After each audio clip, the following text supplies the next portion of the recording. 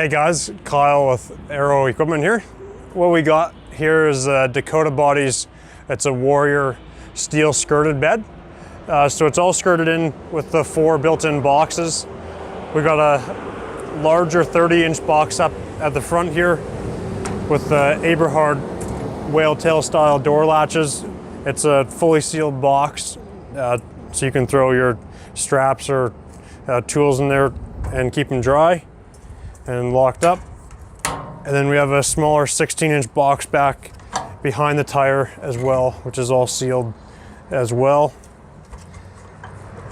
Got mud flaps on this one, and then we've also got the rear receiver hitch, and we've remounted the backup camera on this truck, and then a 7-pin plug as well as a 4-prong plug.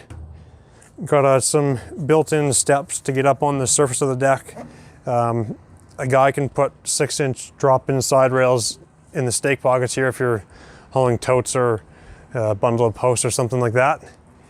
And then the bed also comes standard with a 2 5/16 ball and an extra 7-pin plug in there, so you don't have to drag the cord back down behind the deck. And then just a standard headache rack with LED lights and your standard DEF fill and fuel fill on the driver's side.